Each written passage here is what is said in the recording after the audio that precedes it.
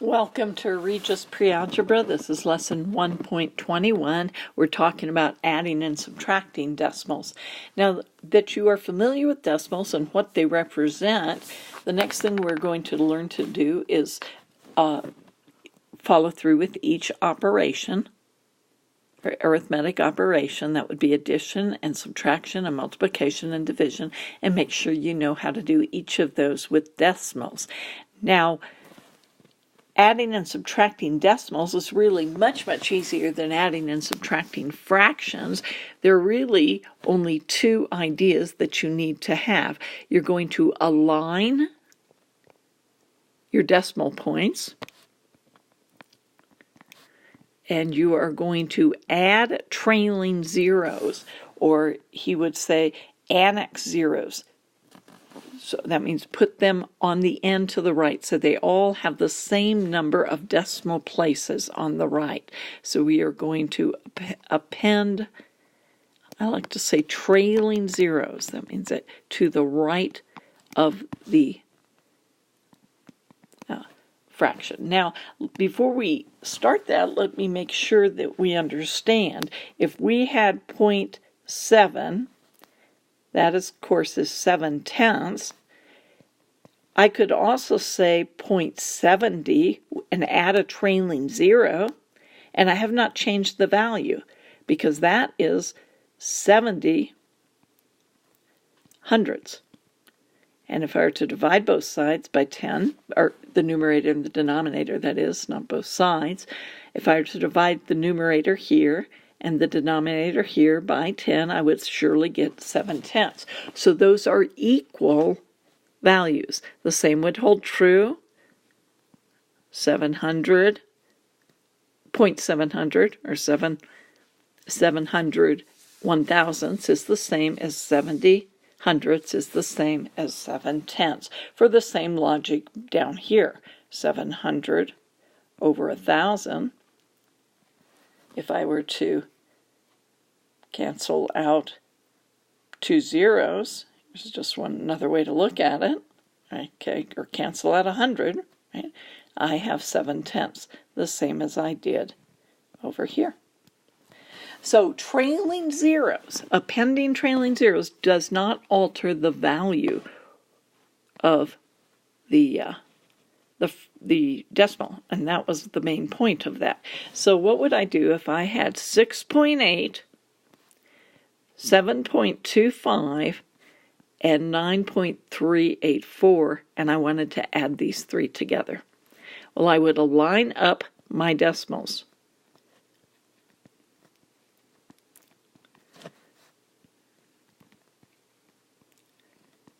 And we see that if we looked here, this decimal is lined up all the way down.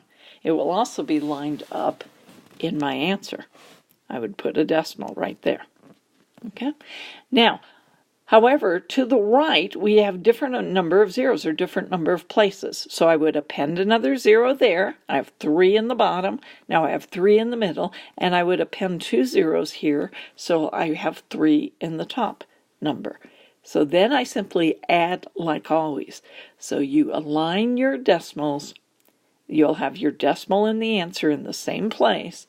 And once you've done that, you append your extra zeros if you need to, and then you just sum. 10, 14, 10, 23.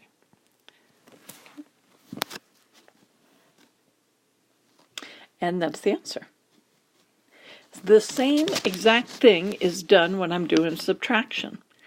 Let's say I have, I don't want to do that one. Let me just see which one I want to do.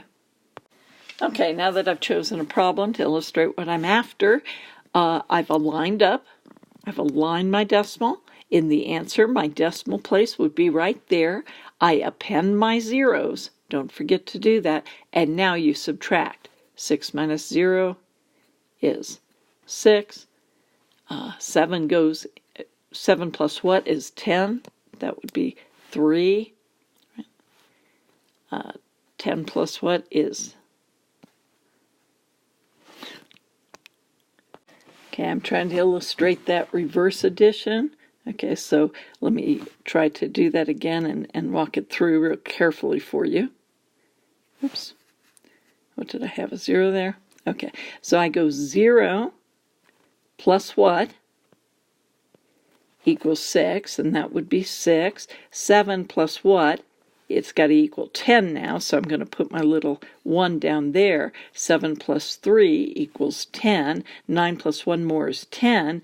10 plus what equals, it's got to be 18, so I'll put my little 1 over there. 10 plus 8 equals 18. 1 plus 2 equals 3. Okay, so there we have the answer to that one. Let's talk through these 4 problem-solving problems on page 32 together. It says the average July rainfall for Charleston, South Carolina is 6.13 inches. The average October rainfall is 3.09 inches. On the average, how many more inches of rainfall in July than in October? And so we're comparing two numbers. We want to know how much more. That would be a subtraction problem.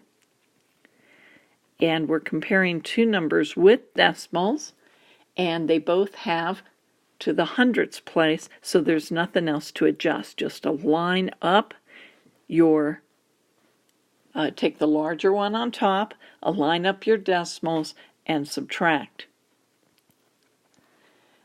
Joshua Fox is on a weight-reducing diet. His weight when beginning the diet was 220.7 pounds. From May to September, he has lost these amounts each month.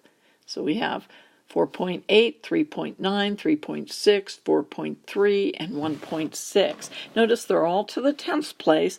We would just simply line up those 5 values from May through September, beginning with 4.8 and going down to 1.6. We're adding up, or we're putting all 5 values and we sum them. That's not the final answer though, because the question says, what is his weight right now? So once we get that summation, we will have to take what his weight is when he started the diet, 220.7, subtract out how much he has lost, and then we would get his weight right now. Make sure that you should be fine, actually, because this is to the tenths place, and so are these. So you will have nothing to append as far as that goes. Number 3, the unit price for an 18-ounce jar of peanut butter is 0.199. Okay. The unit price for a 28-ounce jar of the same brand peanut butter is 0.192. Which size has the greatest unit price? So what is this problem? This problem is just asking you to compare the two values. We have 0.199. Unit price means per ounce. Okay, so that would be per ounce. For the 18-ounce jar, we have 192 per ounce. If you're buying the 28-ounce jar, which size has the greater price? Where are you paying the more? You're paying more for the first one, and that was the 18-ounce one. And finally, number 4, Mrs. Duncan made $300 last week. She paid $84.93 in taxes. What was her net pay after taxes? What would we have to do? Would we have to add or subtract? We're going to have to take away. So we begin with 300. We're going to have to subtract 84.93. And remember, even though this top one does not have a decimal, we're going to have to insert a decimal to be able to subtract something with a decimal and 2 zeros. So now we can do our subtraction properly. Be very careful because of that, either borrowing or adding up. Okay, so either way you prefer to do that. And that's the end of this section.